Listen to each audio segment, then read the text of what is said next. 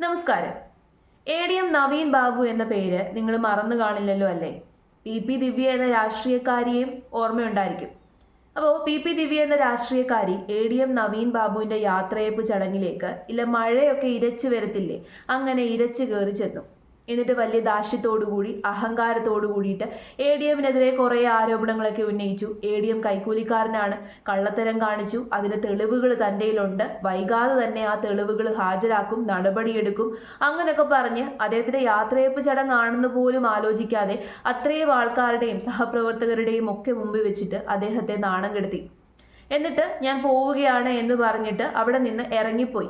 ആ ചടങ്ങ് കംപ്ലീറ്റ് ആകാൻ പോലും നോക്കി നിൽക്കാതെ അവിടെ നിന്ന് ഇറങ്ങിപ്പോയി. ആ സമയത്ത് പറഞ്ഞത്, ഞാൻ ജസ്റ്റ് ഇതുവഴി ഒന്ന് പാസ് ചെയ്ത് പോയതാണ്, അന്നേരം ഇങ്ങോട്ടേക്കൊന്ന് വന്നതാണ്, എനിക്ക് കുറേ വിവരങ്ങളൊക്കെ കിട്ടി, എൻ്റെ അടുത്ത് കുറേ പേര് പരാതി നൽകി, ഇങ്ങനെയൊക്കെയാണ് പറഞ്ഞത്. അവരുടെ ധാർഷ്ട്യവും അഹങ്കാരവും ഒക്കെ തന്നെ നമ്മൾ കണ്ടതാണ്. അപ്പോൾ ആ കേസിൽ അവരെ കുറച്ച് നാളൊക്കെ അകത്തിട്ടു, ഒരു 2-3 ദിവസം കണ്ട് അകത്ത് കിടന്നു. അതിനുശേഷം പിന്നെ പുറത്തിറങ്ങിയതിന് ശേഷം പിന്നെ അവരുടെ ജീവിതം പഴയതുപോലെയായി. ADMന്റെ കുടുംബം ഇപ്പം നിരന്തരമായിട്ട് അദ്ദേഹത്തിന് നീതി കിട്ടാൻ വേണ്ടിയിട്ട് പ്രയത്നിച്ചുകൊണ്ടിരിക്കുകയാണ്. അങ്ങനെ ഇപ്പോൾ സത്യം പുറത്തു വന്നേക്കാണ്.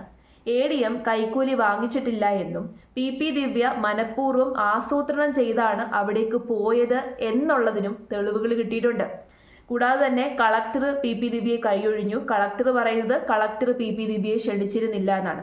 PP ദിവ്യ പറഞ്ഞു കളക്ടർ ക്ഷണിച്ചിട്ടുണ്ടായിരുന്നു, പിന്നെ ജസ്റ്റ് ഞാൻ അതുവഴി പാസ് ചെയ്തപ്പോൾ പോയതാണ്. അല്ല, മനഃപൂർവ്വം പ്ലാൻ ചെയ്ത് അവിടെ പോയതാണ്. ആ ഷോയൊക്കെ കാണിച്ചത് പ്ലാൻ ചെയ്താണ്.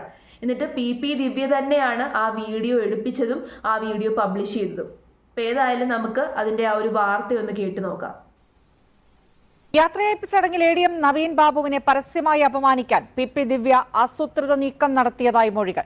ചടങ്ങിന് മുമ്പ് ദിവ്യയുടെ സഹായി 4 വട്ടം കളക്ടറുടെ സ്റ്റാഫിനെ വിളിച്ചു.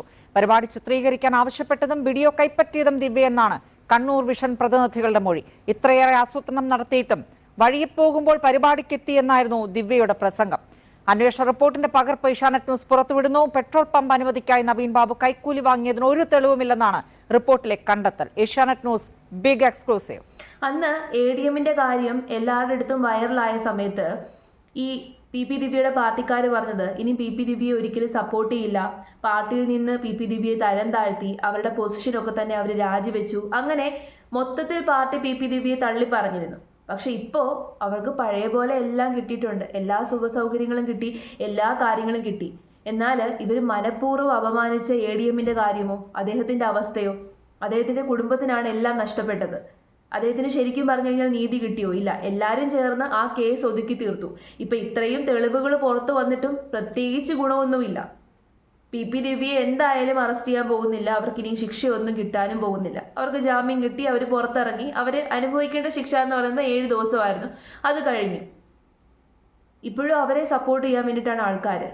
അപ്പോൾ ഇത്തരത്തിൽ ധാർഷ്ട്യവും അഹങ്കാരവും പെരുത്ത് നടക്കുന്ന കുറേ എണ്ണമുണ്ട് നമ്മുടെ നാട്ടിൽ, കുറേ രാഷ്ട്രീയക്കാരുണ്ട്.